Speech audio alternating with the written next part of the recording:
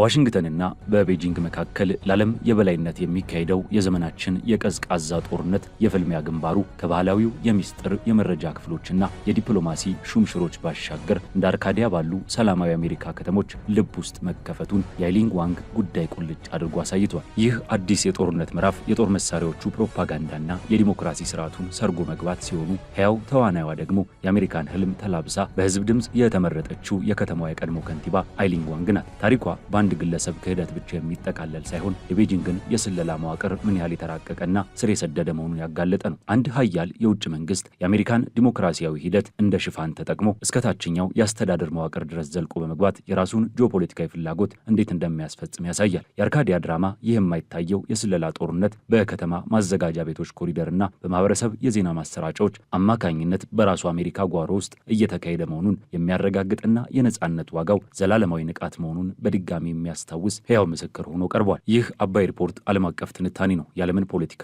በሰፊ የምንዳስስበት መድረክ። ለቻናላችን አዲስ የሆናችሁ ሰብስክራይብ በማድረግ አብራችሁን ቆዩ።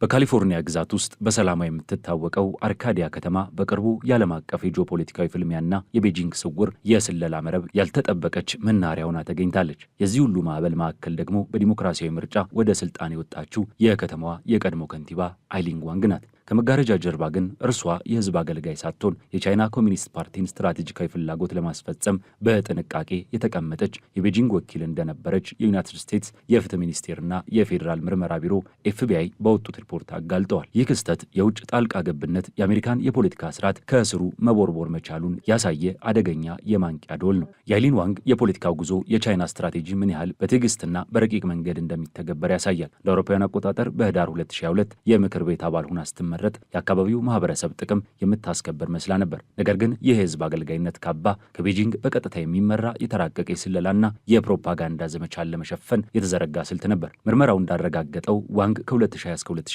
ባለው ጊዜ ውስጥ የቻይና የመንግስት ባለስልጣናት ጥብቅ ቁጥጥር ስር ያለ የሰለጠነ የስለላ መዋቅር አካል ሆና ስትንቀሳቀስ ነበር። ድርጊቷ የአንድ የህዝብ ተወካይ ክህደት ብቻ ሳይሆን የቻይና የስለላ መረብ ጥልቀትና አደረጃጀትን አመላካች ነው። የዋንግ ተልዕኮ የጦር ሜዳው የመረጃ ፍሰት ነበር። ከሌላ የቻይና ሰላይ ማይክ ሰን ጋር በመተባበር ለአካባቢው ማህበረሰብ ዜና የሚያቀርብ በሚመስል ድረገጽ የቻይና ኮሚኒስት ፓርቲን ፕሮፓጋንዳ በስውር ስታሰራጭ ነበር። ይህ የመረጃ ጦርነት መሳሪያ የቤጂንግን ገጽታ ከመገንባት ባለፈ የአሜሪካን የውጭ ፖሊሲ ለማዳከም ያለመ ነበር። የቻይና መንግስት በሺንጃንግ ላይ የሚፈጽመውን የዘር ማጥፋት ወንጀል የሚያስተባብል ጽሑፍ ከቤጂንግ ሲላክላት ወዲያውኑ በድረገጹ ላይ ማተሟ የዚህ ስውር ጦርነት ጭካኔና የግንኙነቱን ቀጥተኛነት ያሳያል። ምላሿ በጣም ፈጣን እናመሰግናለን የሚል መሆኑን የታዛዥነቷን ሳይሆን የሰለጠነ የስለላ መዋቅር ብቃቷን ያሳብቃል። ዲጂታል አሻራዎቿ ለቤጂንግ መሪዎች የነበራትን ፍጹም ታማኝነት አጋልጠዋል። በቻይና የውጭ ጉዳይ ሚኒስቴር ትዕዛዝ መሰረት የፕሮፓጋንዳ ጽሑፎችን ካስተካከለች በኋላ እናመሰግናለን መሪ የሚል መልእክትን መላኳ በቻይና የስለላ መዋቅር ውስጥ ያለውን ጥብቅ ተዋረድና የትዕዛዝ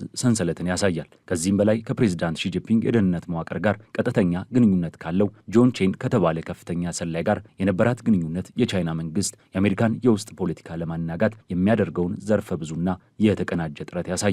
ዋንግ ይህንን ሁሉ ስታደርግ የውጭ ሀገር ወኪል መሆኗን በሕግ አላሳወቀችም ነበር። ይህም በስውር ለመንቀሳቀስ የተጠቀመችበት ቁልፍ ስልት ነው። ነገር ግን የኤፍቢአይ ምርመራ ይህንን መረብ ሲበጥሰው በቀረበባት የማያዳግም ማስረጃ ጥፋቷን አምናለች። በዚህም እስከ 10 ዓመት እስራትና ከፍተኛ የገንዘብ መቀጮ ይጠብቃታል። ይህ ፍርድ የዚህ አይነቱ ድርጊት የሚያስከትለው ከባድ መዘዝ ማሳያ ነው። የአይሊ ዋንግ መጋለጥ አርካዲያ ከተማን ከሰላማዊ እንቅልፏ የቀሰቀሰ ድንጋጤ ነበር። የከተማው አስተዳደር ምንም እንኳን የፋይናንስ ስርዓቱ እንዳልተነካ ቢያረጋግጥም በህዝብና በአመራር መካከል የተፈጠረው የመተማመን መሸርሸር በቀላሉ የሚጠገን አይደለም። አንድ የውጭ መንግስት የአንዲትን አነስተኛ የአሜሪካ ከተማ መሪ መመልመል መቻሉ የአሜሪካ ዲሞክራሲያዊ ተቋማት ምን ያህል ለውጭ ተጽዕኖ ተጋላጭ እንደሆኑ ፍንትው አድርጎ አሳይቷል። ይህ ጉዳይ የቻይና መንግስት ስትራቴጂ ወደ አዲስና ይበልጥ አደገኛ ምዕራፍ መሸጋገሩን ያሳያል። ይኸውም ዲሞክራሲያዊ ስርዓቱን በመጠቀም ስርዓቱን ከውስጥ የማፍረስ ስልት ነው። የውጭ ወኪሎች በህዝብ ተመራጭነት ስልጣን ሲይዙ የመረጃ ምንጮችን በመቆጣጠር የህዝብ አስተያየትን ለአሜሪካ ጠላቶች በሚጠቅም መልኩ የመቀየር አቅምን ይፈጥራሉ። ኤፍቢአይ ይህንን የማንቂያ ደወል ያለው አሜሪካውያን የሚመርጧቸው መሪዎች ጉዳዮች ለማን ጥቅም እንደሚሰሩ በጥንቃቄ እንዲመረምሩ ለማሳሰብ ነው። የሊ ዋንግ ታሪክ የፖለቲካ ስልጣን፣ የጂኦፖለቲካዊ ፍላጎትና የዲሞክራሲ ተጋላጭነት እንዴት ውስብስብ በሆነ መልኩ እንደተሳሰሩ ያሳየናል። አርካዲያ በዋሽንግተንና በቤጂንግ መካከል ለሚደረገው የሀያላን ፉክክር ያልተጠበቀች የጦር ሜዳ ሆናለች። ጥፋተኛዋ ለፍርድ ብትቀርብም እርሷን የመለመለውና የተጠቀመው የቤጂንግ ሰፊ የስለላ መረብ አሁንም በሌሎች ስውር መንገዶች ስራውን እንደቀጠለ ነው። የነጻነት ዋጋው ዘላለማዊ ንቃት መሆኑን ይህ ክስተት በገሃድ ያስተምራል። የሊ ዋንግ የስለላ መረብ የሚንቀሳቀስበት መንገድ የዘመናዊ ስለላን ባህሪ ያሳያል። ግንኙነቶቹ በዋነኝነት ዊቻት በተባለው የተመሰጠረ መተግበሪያ ነበር የሚከናወኑት። የፕሮፓጋንዳ መመሪያዎችና ጽሁፎች በቀጥታ በዚህ መተግበሪያ ሲላኩላት እርሷም እንደ አንድ የሰለጠነ ወኪል በፍጥነት ታስፈጽም ነበር። በህግ ስር ከዋለች በኋላ ጠበቆቿ ድርጊቱን የግል ስህተት ለማስመሰል መሞከራቸው የዚህ አይነት ኦፕሬሽኖች ሲጋለጡ የሚደረገውን ጉዳት የመቀነስ ስልት አካል ነው። የዋንግ ጉዳይ የቻይና የአካባቢውን መሪዎች በመጠቀም ማዕከላዊውን መንግስት መክበብ የሚለውን የረዥም ጊዜ ስትራቴጂ ፍንትው አድርጎ ያሳያል። ቤጂንግ የአሜሪካን ፌዴራል ፖለቲካ በቀጥታ ከመጋፈጥ ይልቅ በአካባቢ ደረጃ ያሉ አመራሮችን በማጥመድ በእነሱ በኩል ብሔራዊ ፖሊሲ ላይ ተጽዕኖ ለመፍጠር ትጥራለች። የዋንግ ድረገጽም የዚሁ ስትራቴጂ አካል ነበር። ይህ ክስተት በአርካዲያ ማህበረሰብ ላይ የፈጠረው የስነ ልቦና ጫና፣ የስውር ጦርነት ንጹሐን ዜጎች ላይ ጭምር የሚፈጥረውን ተጽዕኖ ያሳያል። የሊ ዋንግና የቻይና የስለላ መዋቅር ግንኙነት ከርዕዮተ ዓለም ታማኝነት ባለፈ የገንዘብ ማባበያንም ያካተተ ነበር። የዩናይትድ ስቴትስ የፍትህ ሚኒስቴር ይፋ ባደረገው የፍርድ ቤት ሰነዶች መሰረት ዋንግ ለምትፈጽመው የፕሮፓጋንዳ ስራ ከቻይና ባለስልጣናት በሺዎች የሚቆጠር ዶላር በድብቅ ተከፍሏታል። ይህ ክፍያ የተፈጸመው በቀጥታ ሳይሆን በሌሎች ግለሰቦች አካውንት ወይንም በተለያዩ ስውር መንገዶች ገንዘቡ እንዳይገኝ ጥንቃቄ በተሞላበት መልኩ ነበር። ለምሳሌ የቻይና የስለላ መዋቅር ዋንግ ለምርጫ ቅስቀሳ የተጠቀመችበትን ገንዘብ በከፊል እንደሸፈነላት የሚያመላክቱ መረጃዎች ተገኝተዋል። ይህ የሚያሳየው የቻይና መንግስት ወኪሎቹን በገንዘብ በመደለል የአሜሪካን የፖለቲካ ስርዓት ከስር መሰረቱ ለመበከል ምን ያህል ኢንቨስት እንደሚያደርግ ነው። በተጨማሪም ከዋንግ ጋር ይሰራ የነበረው ማይክሰን የቻይና የመንግስት ደህንነት ሚኒስቴር አባል መሆኑን ለዋንግ በግልጽ ነግሯት እንደነበርና ባለቆቹ ትዕዛዝ እንደሚንቀሳቀስ እንዳመነላት ምርመራው አረጋግጧል።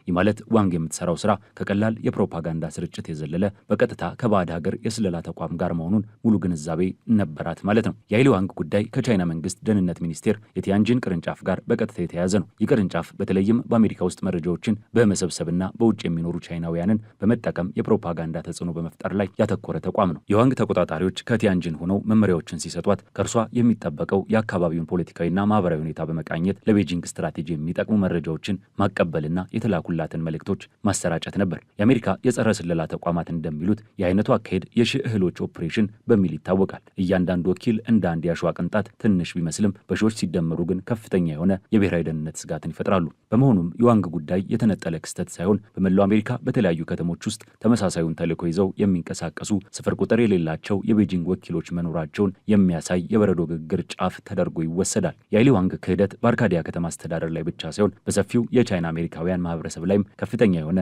የስነ ልቦና ጫናና የመከፋፈል ስጋትን ፈጥሯል። በአንድ በኩል የቻይና መንግስት በውጭ የሚኖሩ ዜጎቹን በቤተሰቦቻቸው ላይ ጫና በመፍጠር ወይንም በማስፈራራት ለስለላ ተግባር እንደሚውሉ ይታወቃል። ይህ ደግሞ በንጹሐን የቻይና አሜሪካውያን ላይ አላስፈላጊ ጥርጣሬ እንዲፈጠርና ከሌላው ማህበረሰብ እንዲገለሉ ሊያደርግ ይችላል የሚል ስጋት አለ። በሌላ በኩል ደግሞ እንደ ዋንግ ያሉ ግለሰቦች በፈቃዳቸው ከቤጂንግ ጋር በመስራት የማህበረሰቡን ስም ያጠፋሉ በሚል ቁጣና ውግዘት ይደርስባቸዋል። ይህ ሁኔታ በማህበረሰቡ ውስጥ ማን ለማን ወግኗል የሚል የእርስ በርስ አለመተማመን እንዲነግስ ያደርጋል። የኤፍቢአይ ዳይሬክተር ክሪስቶፈር ሬይ በተደጋጋሚ እንደገለጹት የኤፍቢአይ ኢላማ የቻይና ህዝብ ወይንም ቻይና አሜሪካውያን ሳይሆኑ የአሜሪካን ሉዓላዊነትና ዲሞክራሲ ለመናድ የሚንቀሳቀሰውን የቻይና ኮሚኒስት ፓርቲና የስለላ መዋቅሩ ነው። ይህንን ልዩነት ለህዝቡ ማስረዳት የጸረ ስለላ ዘመቻው የጎንዮሽ ጉዳት ንጹሐንን እንዳይነካ ለማድረግ ወሳኝ መሆኑን ባለሙያዎች ያሰምሩበታል። ካይሊ ዊንግ ክስተት ባሻገር ይህ ጉዳይ የዩናይትድ ስቴትስ የህግ አውጪዎች አካላት የፖሊሲ አውጪዎችን ከእንቅልፋቸው ቀስቅሷል። የውጭ ወኪሎች ምዝገባ ህግ ከምንጊዜውም በላይ በጥብቅ እንዲተገበር ግፊት እየተደረገ ሲሆን የፌዴራል መንግስቱም ሆነ